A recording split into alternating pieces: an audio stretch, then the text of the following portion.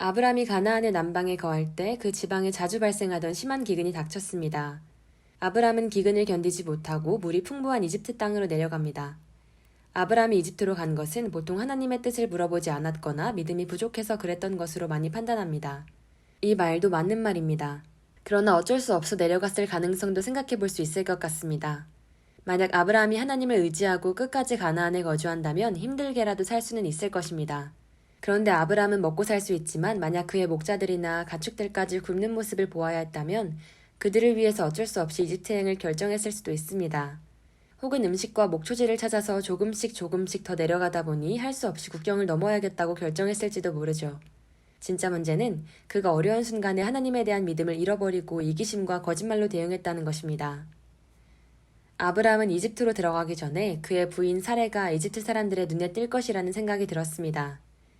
그리고 이집트 사람들이 사레의 모습에 반하면 남편인 자신의 신변이 위협받을 수 있다는 생각에 불안해지기 시작합니다.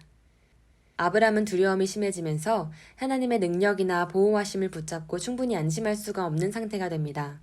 이는 아브람을 통해 큰 민족을 이루겠다고 약속하신 하나님의 신뢰성과 능력을 다 신뢰하지 못하는 모습입니다. 그는 하나님만 의지하기보다는 머리를 써서 이 사태를 해결하려 합니다.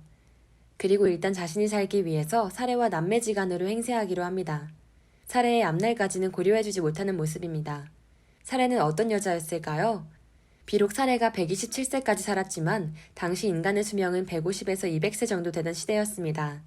그러므로 당시 65세에서 70세 정도 된 사레는 아직 인간 수명의 절반도 살지 않은 상태이기 때문에 현재의 기준으로 본다면 35에서 40세 정도의 기품 있는 여자였을 가능성이 있습니다. 사레는 셈족속 중에서도 매우 아름다운 여자였는데 이집트의 거무스름한 여자들에 비하면 피부색이 하얗고 이국적인 얼굴이어서 특히 그들의 눈에 더 신비롭고 아름답게 보였을 것입니다. 아브람은 아마 이집트의 수도까지 들어간 것이 아니고 기근이 끝나면 가나안으로 돌아가기 위해 이집트의 변방인 목초가 충분한 곳까지만 갔을 것입니다. 그런데 사레의 아름다움은 이집트의 국경을 통과할 때 결국 세관 관리들의 눈에 띄어버립니다. 유목민들에게서 기대하기 어려웠던 사례의 특이한 미모에 대한 이야기는 세관을 오가는 관리들에 의해 퍼져서 수도의 일부 관리들도 그 내용을 접하게 됩니다. 아브람은 사례에 대한 소문이 퍼지고 있어서 불안하지만 아직 기근이 끝나지 않아서 가나안으로 돌아올 생각은 하지 못하고 있습니다. 돌아가자니 끔찍한 기근을 감당할 것이 부담되고 그대로 머물자니 사례와 자신의 안전이 염려되어 이러지도 저러지도 못하는 진퇴양난에 빠진 것입니다. 아브람은 이제 하나님이 도와주실 것이라는 확신도 붙들기 어려운 상태입니다. 믿음이 약해진 아브람은 계속해서 사례를 자기의 부인이라고 밝히지도 못하고 거짓말로 버텨나갑니다. 이제 왕궁에서는 세관으로 유입하는 난민들에 대한 상황을 왕에게 보고하던 중 사례에 대한 이야기가 언급됩니다. 이는 아마 사례로 인해서 작은 혼란이 생길지도 모르니 미리 대처하기 위해 보고하는 것일 수 있습니다.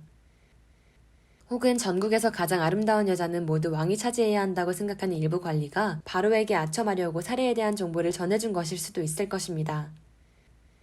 내용을 들은 바로는 사례의 아름다움을 직접 확인하고 싶어서 굉장한 호기심으로 사례와 아브람을 불러들입니다. 사례를 본 왕은 그녀의 지적이고 이국적인 아름다움에 완전히 매료되었는데 마침 사례가 미혼이라 하니 너무 기뻐합니다. 바로는 사례의 오빠로 알려진 아브람에게 지참금 명목으로 많은 재물을 주고 사례를 자기에게 출가시키라고 명령에 가까운 부탁을 합니다. 이제 자기 부인을 다른 남자에게 빼앗기고 돌아간 아브람의 정신세계는 어떤 경로를 거칠까요? 그는 매우 큰 정신적 혼란을 겪었을 것입니다.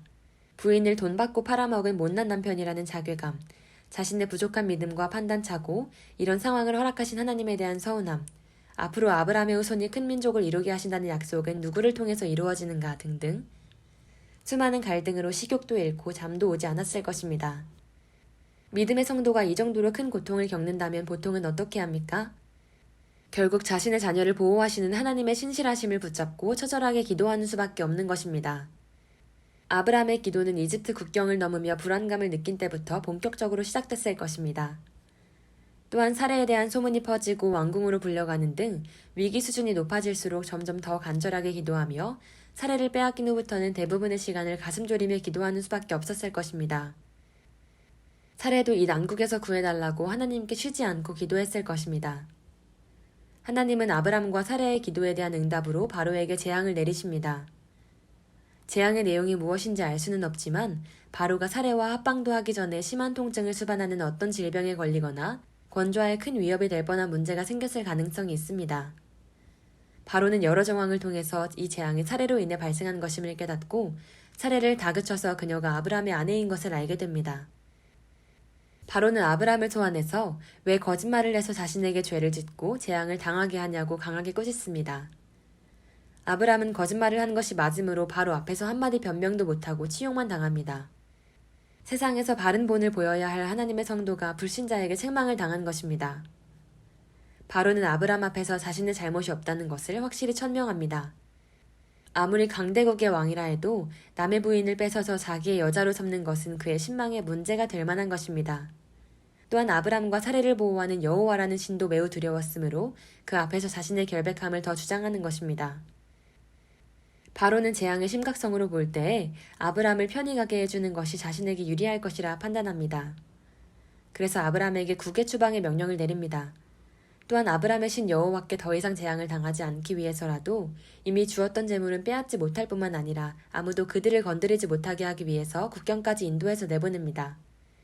이렇게 해서 온갖 부족함밖에 보이지 못한 아브람이 하나님의 전적인 도우심만으로 위기를 모면하게 됩니다.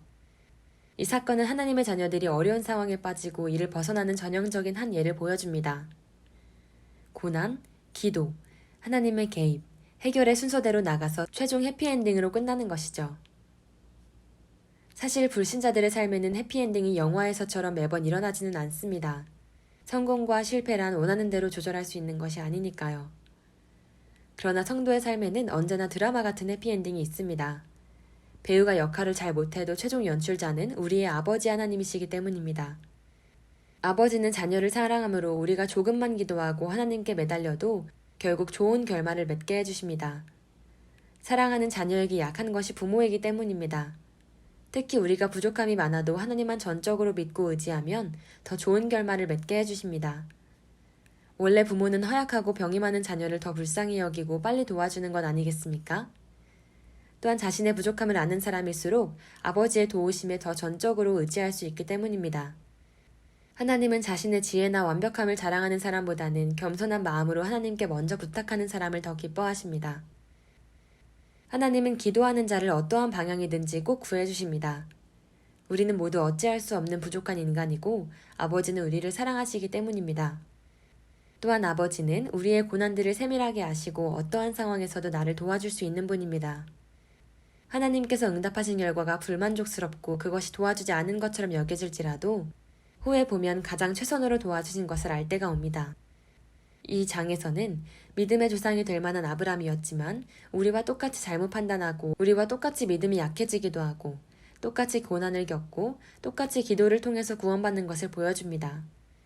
아브람의 부족한 모습을 그대로 드러낸 것은 그가 완전하지 못하고 부족한 사람이었지만 하나님을 향한 믿음이 있기에 하나님께서 그것만을 의로 여기고 쓰신다는 것을 보여주는 것입니다. 하나님이 아브람의 부족함에도 불구하고 어떠한 상황에서든지 약속을 성실히 이행하는 것은 그분의 신실하심 때문입니다. 하나님은 인간에게 약속을 하시면 인간의 모든 결점에도 불구하고 성실하게 그 약속을 지키십니다.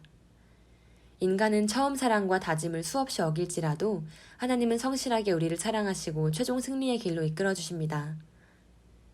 시청해 주셔서 감사합니다.